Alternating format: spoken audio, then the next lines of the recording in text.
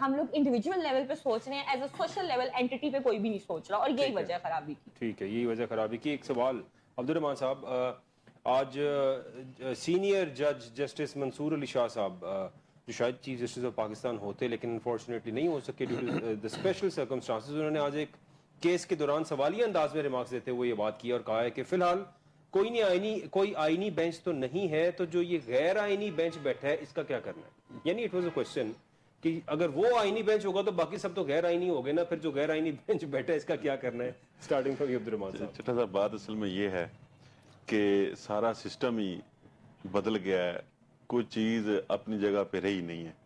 Constitution سے لے کے ہر چیز کی کوئی سمجھ ہی نہیں آ رہی کہ اس نے کدھر جانا ہے. اب سے پہلے یہ امینڈمنٹ سے پہلے جو یہ آئی ہے, اس سے پہلے جو تھا وہ سارے ججز کانسٹیٹیوشنل ججز تھے.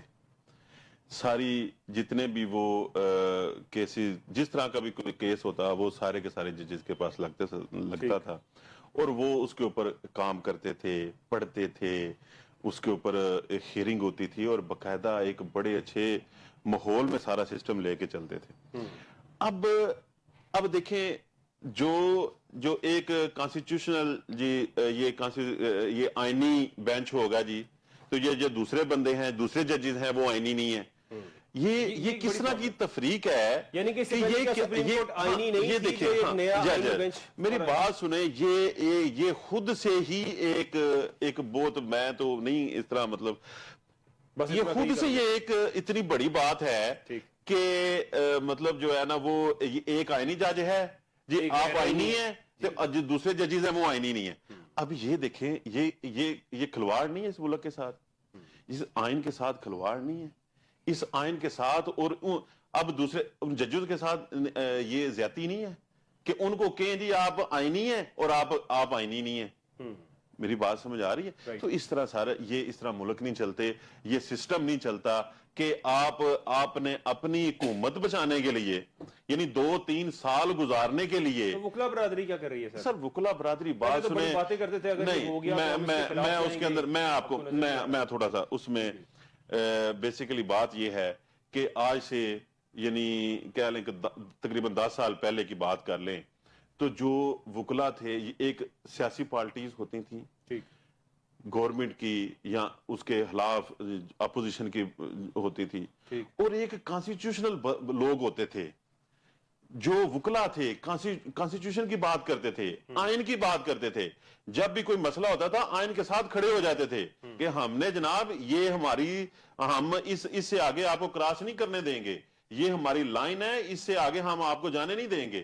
تو جب انہوں نے دیکھا جو ان کے جو مشیر ہوتے ہیں, انہوں نے دیکھا کہ یہ تو آئین کے ساتھ کھڑے ہو جاتے ہیں, سب سے پہلے بندوبست کرنا چاہیے ان کا بندوبست کرنے کے لیے انہوں نے کہا جی یہ جو سیاسی پارٹیز ہیں نا ان کو ان کے اندر گھسیڑ دو.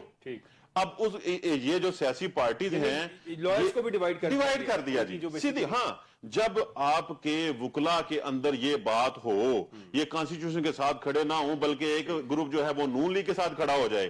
میں بڑے اس طرح بات کر رہا ہوں کہ پوری نون لیگ ایک سائیڈ پہ کھڑی ہوئی ہے, پیپلز پارٹی کے وکلا علیحدہ سے ہو گئے ہوئے ہیں, جو پی ٹی آئی کے جو وکلا ہیں تحریک کے وہ علیحدہ ہیں, کوئی کہتا ہے جی ہم فلانی پارٹی کے ساتھ ہیں, کوئی کہتا ہے ہماری فلاں پارٹی ہے. اب جب یہ ساری چیزیں ہیں تو وہی چیزیں جو سیاست کے اندر تھیں, سیاسی پارٹیز تھیں, وہی سیاسی پارٹیز اب وکلا کے اندر چلی گئی ہیں. اب وکلا جی, تو اس وجہ سے چٹھا صاحب اس وجہ سے مسئلہ ہے کہ کوئی بھی کانسٹیٹیوشن کے ساتھ نہیں ہے, کوئی آئین کے ساتھ نہیں ہے, سارے کے سارے اپنی پارٹیز کے ساتھ ہیں. تو جب یہ بات ہوگی تو پھر کوئی بندہ آئین کی بات نہیں کرے گا, تو پھر جتنے ججز ہیں وہ یہی کہیں گے کہ ہم آئینی ہیں کہ نہیں ہیں. ان کو بھی نہیں پتا ہوگا کہ ہم آئینی ہیں کہ نہیں. وہ کرنل صاحب کیا کہتے ہیں آپ؟ سر میں نے اس میں صرف اتنا عرض کرنی ہے کہ ہمیں اپنی ہسٹری دیکھنی چاہیے. انگریز آیا یہاں پر, ایسٹ انڈیا کمپنی تھی, صرف کتنے لوگ ہو سکتے تھے, کتنی فوج تھی ان کے پاس, ٹھیک ہے, انہوں نے جو ہے وہ انہوں نے یہاں کی جو لوکل پاپولیس ہے اس سے فوج بھرتی کی اور اس سے سب کچھ کنٹرول کیا. میڈم نے بات کی تھی 1857 کی, کہ اس وقت جو غدر ہوا یا جو کچھ بھی اس کو کہنا چاہیے وہ کس ایریا سے شروع ہوا اور کہاں کہاں تک وہ گیا. کیا پنجاب یا اس وقت کا NWFP یا سندھ یا بلوچستان یہاں پر بھی کوئی اٹھا انگریز کے خلاف یا اس چیز کے خلاف؟ یہاں پر پنجاب میں اگر کبھی بھی کوئی موومنٹ ہوئی یا کوئی حکومت بنی تو وہ صرف سکھوں نے بنائی تھی اور کبھی بھی نہیں بنی, اور ہمیشہ ادروائز جو ہے یہ اس وقت کی جو بھی رولنگ پارٹی تھی اس کے ساتھ ہی رہے. اور انگریزوں نے جو ہمیں ایک ڈیوائڈ اینڈ رول کا پرنسپل بتایا تھا وہ اتنے اچھے طریقے کے اوپر اس وقت ایمبیڈ ہو چکا ہے ہم سب کے ذہنوں میں.